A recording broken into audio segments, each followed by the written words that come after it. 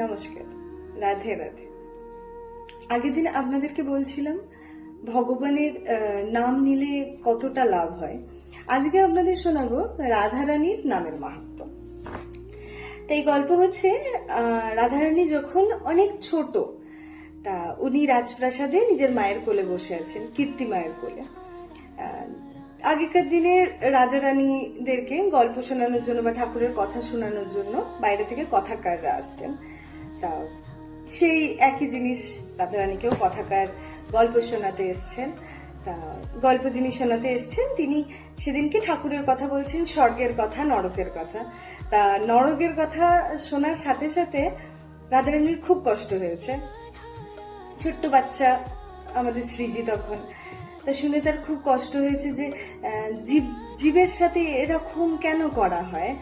তাদের নরকে পাঠালে গরম তেলে ভাজা হয়, তাদের নানান রকম ভাবে শাস্তি দেওয়া হয়। তা তিনি শুনে খুব দুঃখিত হয়েছেন, খুব কাঁদছেন রাধারানী, খুব কাঁদছেন। কাঁদতে কাঁদতে তিনি গেছেন তার গুরুদেবের কাছে। সবার গুরু ছিল, আমাদের ঠাকুরজি মানে আমাদের কৃষ্ণ ভগবানেরও গুরু ছিল, গুরু সবার থাকে।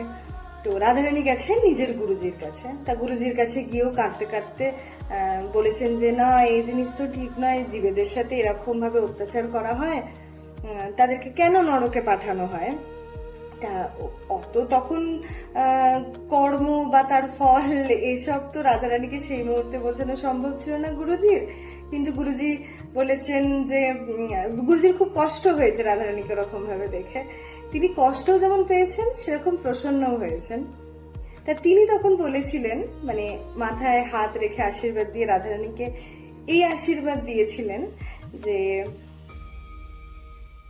কেউ যদি রাধা নাম করে তার নিজের লাইফে, তাহলে সে সব রকম দুঃখ কষ্ট, তার কর্মের ফল তো কখনো চেঞ্জ করা যায় না, কিন্তু তা সত্ত্বেও তার যদি কর্মফলে 50 ভাগ কোনো কিছু লেখা থাকে, হয়তো তার পরিমাণ 10 ভাগ কমে যেতে পারে। তো সেই কারণে বলা হয় রাধা নাম করুন, রাধা নাম করলে রাধা নামই মুক্তি। ঠিক আরেকটা গল্প আমাদের ঠাকুরজিকে নিয়ে বলি। কৃষ্ণ ভগবান, এক রাজা ছিল। সে রাজা প্রচন্ড মানে দম্ভ, তার খুব অত্যাচারী রাজা, খুবই অত্যাচারী। ঠাকুর দেবতা কিছু মানত না, দান ধ্যান কিছু করতো না, মানুষের উপর, প্রজাদের উপর অত্যাচার করতো। তাকে সবাই এসে বলতো তুমি এত অত্যাচার, মানে যারা বলতো যে তুমি এত অত্যাচার করো, তোমার এই অত্যাচারের ফল কিন্তু তুমি একদিন পাবে। কিন্তু সে রাজার কোনো হেলদোল নেই, সে অত্যাচার করতেই ব্যস্ত। এদিকে ভগবানও মানে না, ঠাকুরের নামগান তো অনেক দূরের কথা, ঠাকুরকে বিশ্বাসই করে না।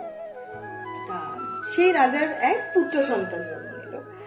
তা জ্যোতির্বিদ ডেকে, পুরোহিত ডেকে তার নাম ঠিক করা হলো।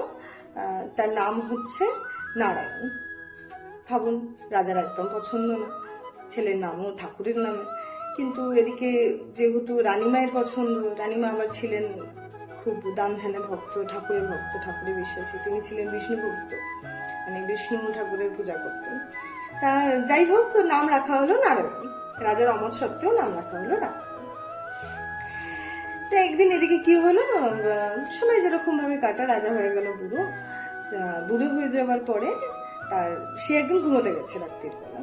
তা ঘুমে তার স্বপ্নেতে সে দেখছে যে যমদূত এসছে তাকে নিতে, তার সময় সমাপ্ত, সময় হয়ে গেছে তার যাওয়ার। তো তাকে যেতে হবে এবারে বৈকুণ্ঠ ধামে। তা যমরাজ এসেছে, যমরাজ এসে সামনে দাঁড়িয়ে আছে।